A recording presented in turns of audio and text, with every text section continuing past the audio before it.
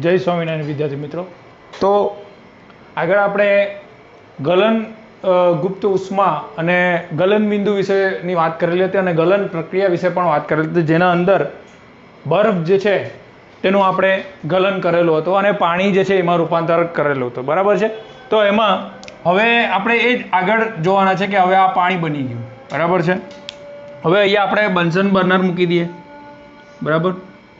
અને Bunsen burner મૂકીને હવે પાણીને ગરમ કરવાના.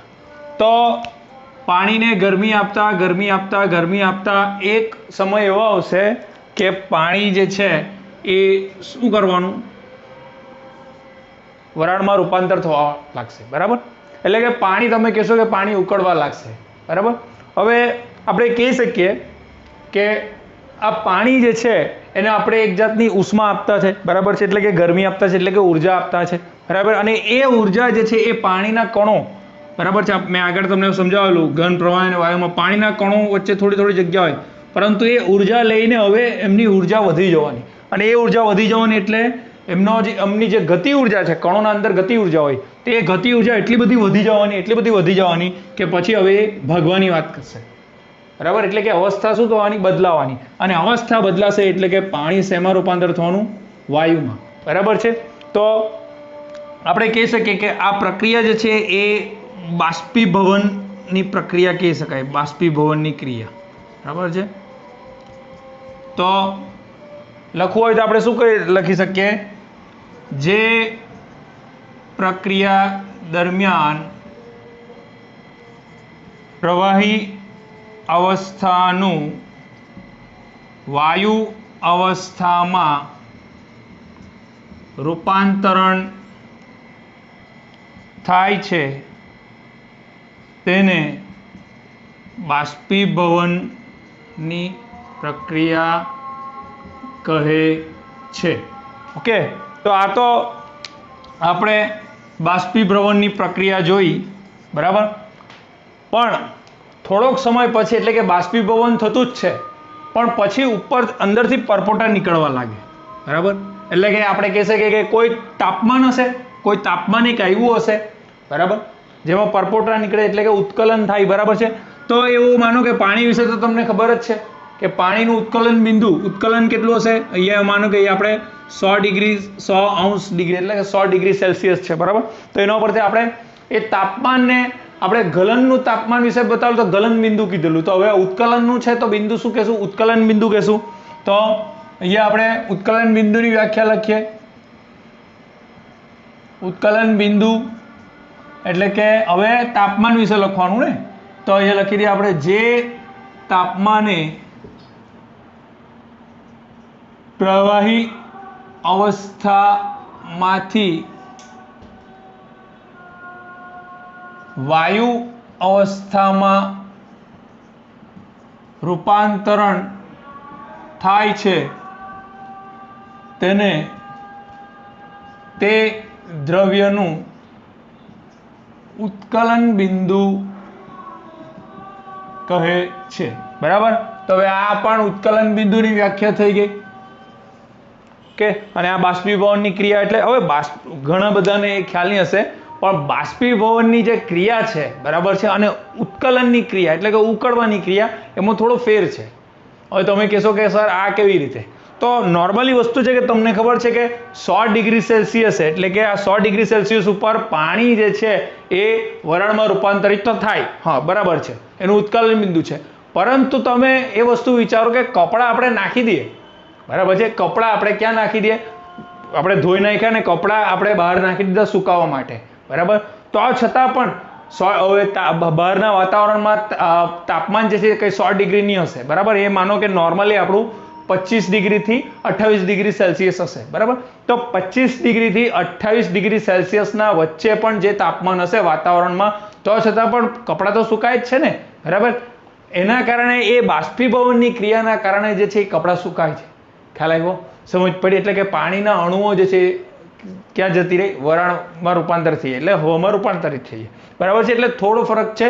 તો આપણે બાષ્પીભવનની ક્રિયા આપણે કહી શકીએ કે ઉત્કલન બિંદુથી થોડું આગળ જ્યારે પ્રવાહી અવસ્થાનું વાયુ અવસ્થામાં રૂપાંતર થાય ઉત્કલન બિંદુની આગળ, એટલે કે 100 ડિગ્રી સેલ્સિયસની પહેલા જ જે વરાળમાં રૂપાંતરિત થાય એને શું કહેવાય? બાષ્પીભવન કહેવાય. બરાબર? તો અત્યારે ચાલશે કે જે પ્રક્રિયા દરમિયાન પ્રવાહી અવસ્થાનું વાયુ અવસ્થામાં રૂપાંતર થાય એ પ્રક્રિયાને બાષ્પીભવન પ્રક્રિયા કહેવાય. અને ઉત્કલન બિંદુ એટલે કે જે તાપમાને કોઈ પણ દ્રવ્યની પ્રવાહી અવસ્થાનું વાયુ અવસ્થામાં રૂપાંતરણ થતું હોય તો એ તાપમાને એ બિંદુનું એ દ્રવ્યનું શું કહેવાય? ઉત્કલન બિંદુ કહેવાય. એટલે કેમ કે દરેક દ્રવ્યના ઉત્કલન બિંદુ કેવા હોય? અલગ અલગ હોય. જેમ કે માનો કે પાણી છે તો પાણીનું 100 ડિગ્રી સેલ્સિયસ તમને ખબર છે, પરંતુ માનો કે મેં ડીઝલ લાવું, બરાબર છે, કે પેટ્રોલ લેમ અને પેટ્રોલને આપણે સળગાવીએ તો એને 100 ડિગ્રી જરૂર પડે? નહીં પડે, તાત્કાલિક સળગી જાય. એટલે કે એનું ઉત્કલન બિંદુ કેવું હશે? એકદમ ઓછું હશે. બરાબર ને? કાં તો આપણે કહી શકીએ કે પાણીની જગ્યાએ આપણે કોઈ એસિટોન, આપણે નેલ પોલિશ રિમૂવર હોય ને, નેલ પોલિશ સાફ કરીએ ને, એસિટોન થિનર, એનું પણ ઉત્કલન બિંદુ કેવું હોય? બહુ ઓછું હોય. એટલે આપણે તમે તાત્કાલિક માચિસ સળગાવો એટલે તાત્કાલિક સળગી જાય. બરાબર? જ્યારે પાણીનું એવું નથી. બરાબર? તો આ ઉત્કલન બિંદુ વિશે આપણે અને બાષ્પીભવન પ્રક્રિયા વિશે જોઈ લીધું. બરાબર છે? હવે આપણે આગળ એક વાત કરી ગયા ગલન ગુપ્ત ઉષ્મા વિશે. બરાબર? તો હવે એ ગલન માટેની ગુપ્ત ઉષ્મા હતી તો આ ઉત્કલન છે તો આ શું હશે? અને ઉત્કલન ગુપ્ત ઉષ્મા પણ કહી શકાય, અથવા બાષ્પીભવન ગુપ્ત ઉષ્મા. આપણી બુકમાં બાષ્પીભવન ગુપ્ત ઉષ્મા આપેલું છે. બરાબર? તો આપણે એના વિશે બનાવવું હોય તો આપણે બનાવી શકીએ કે એક વાતાવરણ દબાણે અને 1 કિલોગ્રામ પ્રવાહીને વાયુ અવસ્થામાં રૂપાંતરણ કરવા માટે જરૂરી ઉષ્માને બાષ્પીભવન ગુપ્ત ઉષ્મા કહે છે. બરાબર?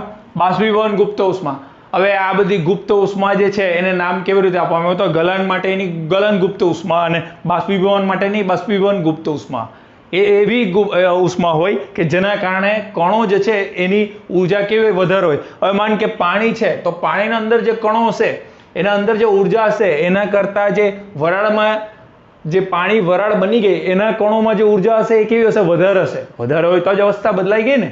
બરાબર છે? તો એ જ છે કે એ ઉર્જા ક્યાંથી આવી? તો એ ગુપ્ત જે આ પાત્રના અંદર સંકળાયેલી હોય. બરાબર? એ ઉર્જાની વાત કરેલી છે. અને પ્રક્રિયા જે પ્રક્રિયાના માટે હોય એ પ્રક્રિયાનું નામ આપેલું છે કે ઉત્કલન પ્રક્રિયા છે તો ઉત્કલન ગુપ્ત ઉષ્મા અથવા તો બાષ્પીભવન ગુપ્ત ઉષ્મા. આપણી બુકમાં બાષ્પીભવન ગુપ્ત ઉષ્મા આપેલું છે. બરાબર છે? તો આ વ્યાખ્યા છે એ PDF હું મોકલી આપીશ, એમાંથી લખવાનું છે નોટમાં. અને આ વ્યાખ્યા જે છે બધી બે વાર લખવાની છે. બરાબર છે? તો હવે આપણે આગળ જઈએ. બરાબર છે? આ એકવાર જોઈ લેવો. બરાબર છે? એટલે આપણે આગળ જઈએ. તો હવે આપણે આગળ જઈએ. હવે આપણે આગળ જોઈ ગયા કે ઘન પદાર્થનું આપણે શું થયું? પ્રવાહીમાં રૂપાંતર કર્યું. બરાબર છે? અને પ્રવાહીનું વાયુમાં રૂપાંતર કર્યું. બરાબર? અહીંયા ઘન જે છે એ અવસ્થામાંથી પ્રવાહી અવસ્થા અને પ્રવાહી અવસ્થામાંથી વાયુ અવસ્થામાં અત્યાર સુધી આપણે જોયું. બરાબર? ઘનથી પ્રવાહીમાં આપણે ગયા ત્યારે શું કર્યું? ઉષ્મા આપી ત્યારે ઘનનું પ્રવાહી. બરાબર? એવી રીતે પ્રવાહીનું વાયુમાં ક્યારે થયું? ઉષ્મા આપી અથવા તો ઉર્જા આપી, ગરમી આપી એમ કહે તો ચાલશે. આ લખવા કરતા આપણે ઉર્જા જ આપી લખી દઈએ. ઉર્જા અને ઉર્જા. બરાબર? ઉર્જા આપી ત્યારે ઘનનું પ્રવાહી, પ્રવાહીનું વાયુ. બરાબર છે? અગર માનો કે આપણે પ્રવાહીથી ઘનમાં પાછું લાવવું હોય તો શું કરવું પડે? એ ગરમી લખી દઈએ તો વધારે સારું પડશે. ગરમી આપતા અને ગરમી આપતા તો વધારે ખ્યાલ આવશે. હવે આને આપણે માનો કે પાછું લાવવું હોય તો ઠંડુ પાડવા પડે પ્રવાહીને. હવે માનો કે કઈ લિક્વિડમાં છે, બરાબર? પાણી છે લિક્વિડમાં છે તો આપણે એને બરફ બનાવવું હોય તો ઠંડુ પાડવું પડે ને, એટલે ફ્રીઝરમાં મૂકવું પડે ને ઠંડુ પાડવાનું. એવી રીતે વાયુને ઠંડુ પાડવું પડે તો પ્રવાહી બનશે. બરાબર? ઘરનું પ્રવાહી કરવો તો ગરમી આપો, પ્રવાહીનું વાયુ કરવો હોય તો ગરમી આપો. બરાબર છે? વાયુનું પ્રવાહી કરવો હોય તો ઠંડુ પાડવું પડે. સાથે દબાણ પણ આપવું પડે જો કે, અને પ્રવાહીનું ઘન કરવું પડે તો ઠંડુ પાડવું પડે, બરાબર છે. એક પાણીનું ઉદાહરણ લઈ લો, એ બરફ છે, પ્રવાહ કરે તો પાણી, બરાબર, અને પછી શું બને, વરાળ બને, અને પાછું રિટર્ન લાવવું હોય તો ઠંડુ પાડવું પડે, બરાબર છે. તો હવે એક બીજી એક અવસ્થા છે, એ આપણે જોવાની છે કે જે આ વચ્ચે જે છે પ્રવાહી અવસ્થા એ નથી આવતી ને સીધી ઘનમાંથી ક્યાં જાય, વાયુમાં જાય. ક્યાં જાય, વાયુમાં. એટલે કે આ અવસ્થામાંથી સીધી વાયુ અવસ્થામાં જાય, આ અવસ્થામાં જતી નથી. તો એના વિશે એક પ્રયોગ છે એ જોઈ લઈએ આપણે, બરાબર. તો પ્રયોગમાં તમે ઘનની જોઈ હશે, બરાબર, ઘનની જોઈ છે ને, બરાબર. તો ઘનનીમાં એક સ્ટેન્ડ લઈ લેવામાં આવે, બરાબર, અને આ સ્ટેન્ડ જે છે એના ઉપર એક વોચ ગ્લાસ મૂકી દેવામાં આવે, બરાબર. અને એ વોચ ગ્લાસમાં અહીંયા તમે માની લો કપૂર અથવા તો પછી એમોનિયમ ક્લોરાઇડ, બરાબર, NH4Cl, એમોનિયમ ક્લોરાઇડ અથવા તો કપૂર. કપૂર આપણે જોયું છે ઘરે કપૂર સળગાવતા હોય આરતી વખતે, બરાબર. તો એ કપૂરને એ મૂકી દેવું. ઉપરથી શું કરો તો આ રૂ જે છે એ રૂથી બંધ કરી દેવાનો. આ ગણની છે, આવી ગણની આવે ને, ગણની, બરાબર ને, ગણની આવે ને, એ ગણની છે ઉલટી મૂકેલી છે, બરાબર. અને પછી એને ગરમ કરો તો જરાવારમાં શું થશે કે કપૂર જે છે એ પ્રવાહીમાં, તમને ખબર છે કે કપૂર જે સીધું શું થઈ જાય, હવામાં રૂપાંતર થઈ જાય, બરાબર ને, એટલે કે વરાળ બની જાય ને. તો સીધું શું થવાનું કે એ સીધું ગરમ થઈને અહીંયા બધું ભેગું થશે, બરાબર. અહીંયા થોડો સમય પછી ઠંડુ પડીને નીચે આવશે અને બધો ભાગ જે છે એ અહીંયા ભેગો થશે, આ ભાગમાં, બરાબર. આ ભાગમાં બધે કપૂર ભેગું થશે, એટલે કે આ ભાગમાં કપૂર જે છે એ જમા થશે, બરાબર. હવે પહેલે ઘન હતું, ઘનમાંથી સીધું વાયુમાં ગયું, અહીંયા ઉપર ગયું એટલે થોડું ઠંડુ પડી ગયું, કેમ કે તાપમાન તો અહીંયા જ છે. પછી ધીરે ધીરે આવ્યું, બરાબર છે, નીચે આવશે અને અહીંયા જે છે ભેગું થશે, બરાબર. તો આપણે આ પ્રવૃત્તિ પરથી શું ખબર પડી કે આપણે કપૂર જે છે એને આપણે ગરમ કરી, ગરમી આપી, બરાબર છે, ગરમ કર્યું તો સીધું પ્રવાહીમાં અવસ્થામાં ગયું જ નહીં, સીધું ક્યાં ગયું, વાયુમાં ગયું, બરાબર છે. તો આ પ્રક્રિયા જે છે એ શું કહેવાય, તો ઉદ્ધ્વરપાતન પ્રક્રિયા કહેવાય. શું કહેવાય, ઉદ્ધ્વરપાતનની પ્રક્રિયા. એટલે આપણે કહી શકીએ કે આ ઘનથી વાયુ સુધી જવા માટેની પ્રક્રિયા કઈ, ઉદ્ધ્વરપાતન, બરાબર. તો એની વ્યાખ્યા લખો તો શું લખાય, જે દ્રવ્યને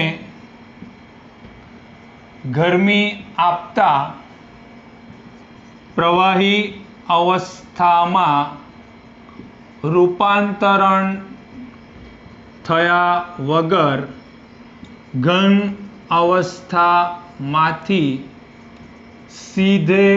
સીધું વાયુ અવસ્થામાં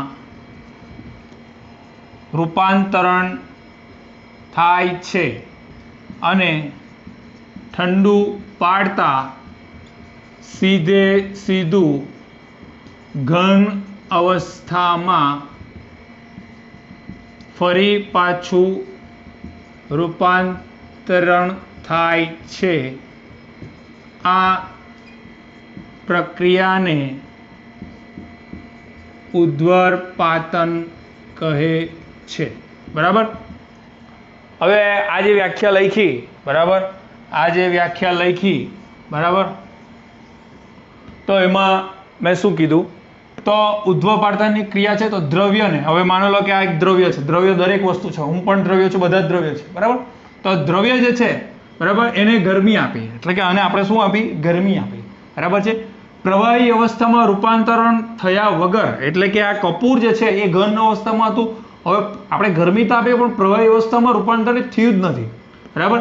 હવે પ્રવાહી અવસ્થામાં રૂપાંતરણ થયા વગર ઘન અવસ્થામાંથી સીધું વાયુ અવસ્થામાં રૂપાંતરણ થાય, એટલે કે આ ઘનમાં હતું, સીધું વાયુ બની ગયું અને ઉપર ગયું, બરાબર છે, વાયુ બની ગયો એટલે ઉપર જવાનું, પણ આપણે અહીંયા શું મૂકી દીધેલું, રૂનું પૂમડું, એટલે રૂ આવે ને એ બંધ કરી દીધેલું, એટલે ઉપર જવાનું નહીં મળે. બરાબર, હવે અહીંયા રહીને શું થવાનું, ઠંડુ પડવાનું. બરાબર, એટલે ઠંડુ પડ્યું એટલે શું થયું, અને ઠંડુ પડતા સીધું ઘન અવસ્થામાં ફરી પાછું રૂપાંતરણ થાય છે.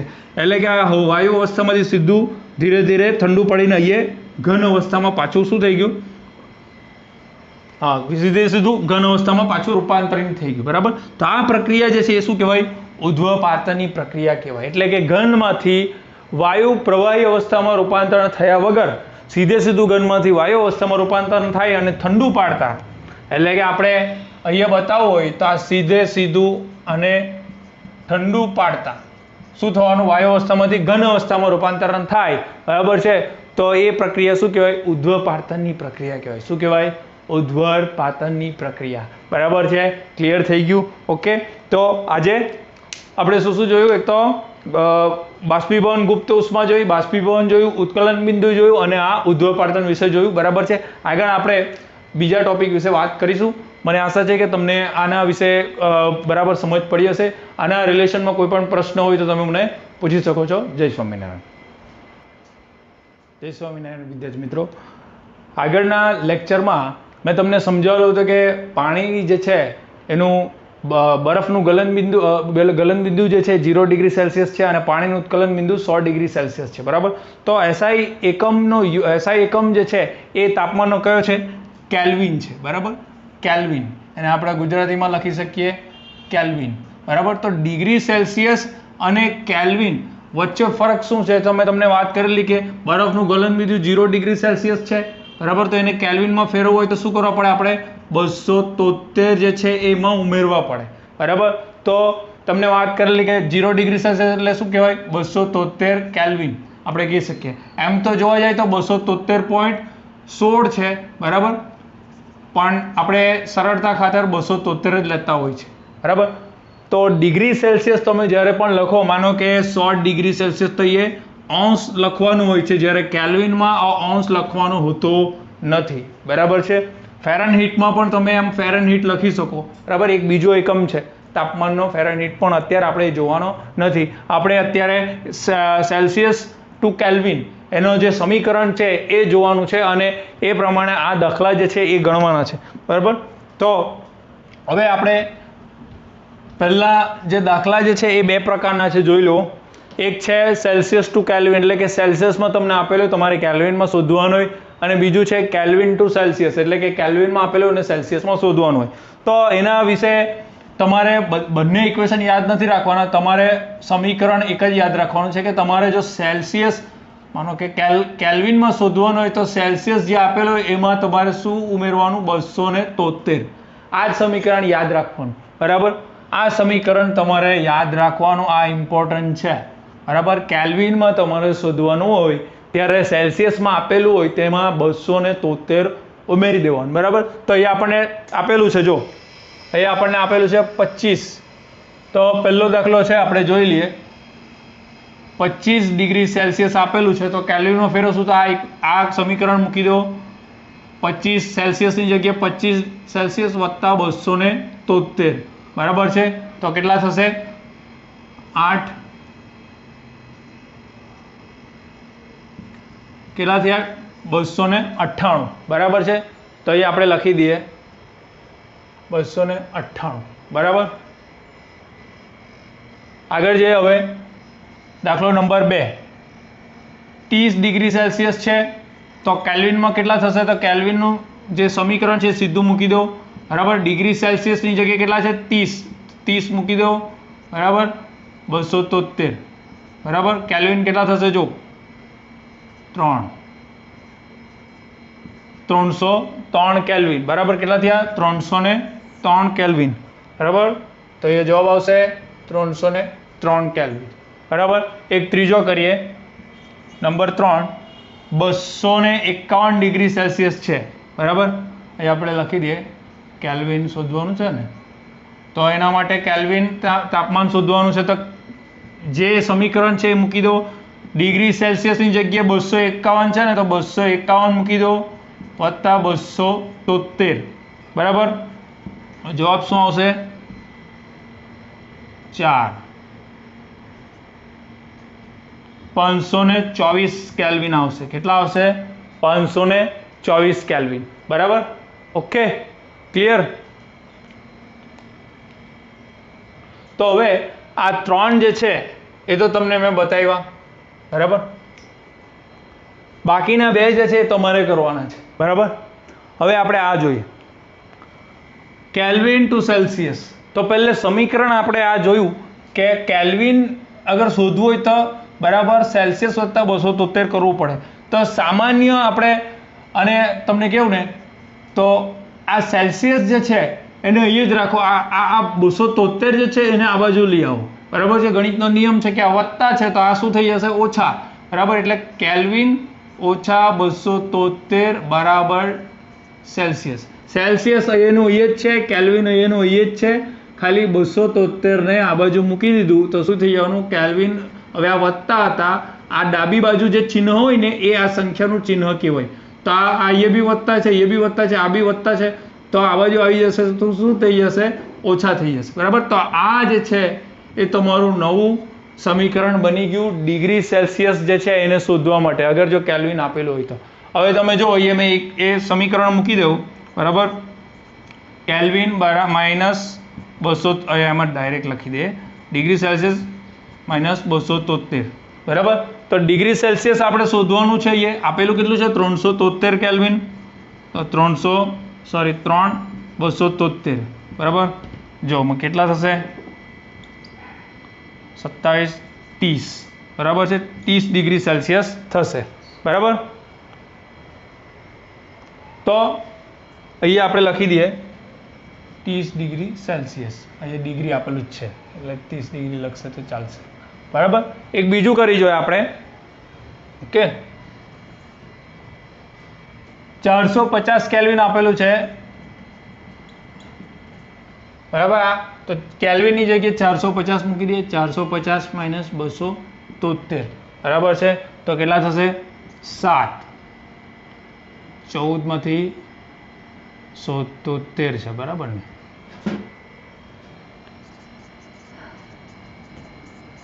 7 14 7 177. બરાબર? તો અહીંયા આપણે લખી દઈએ 177. બરાબર? આવી રીતે આ બાકીના જેટલા બી છે એ તમારે હોમવર્કમાં ફાઇન્ડ કરવાના છે. બરાબર? ઓકે, તો આ જે છે એ આમાં પૂછાય છે, પરીક્ષામાં પૂછાય છે. તો આ એક ઇમ્પોર્ટન્ટ દાખલાઓ છે. બરાબર? ચેપ્ટર 1 માંથી આ પણ પૂછાય છે. પછી આપણે આગળ જોયું લાક્ષણિકતાઓ દ્રવ્યની, એ પણ પૂછાય છે. બરાબર છે? અને કેટલીક વ્યાખ્યાઓ જોઈએ આપણે. ગલન પ્રક્રિયા, બરાબર, ગલન બિંદુ, પછી ઉત્કલન બિંદુ, બરાબર છે, અને ગલન ગુપ્ત ઉષ્મા અને બાષ્પીભવન ગુપ્ત ઉષ્મા અથવા તો ઉત્કલન ગુપ્ત ઉષ્મા, એ પણ તમારી ઇમ્પોર્ટન્ટ છે. બરાબર? જોઈ લઈશું.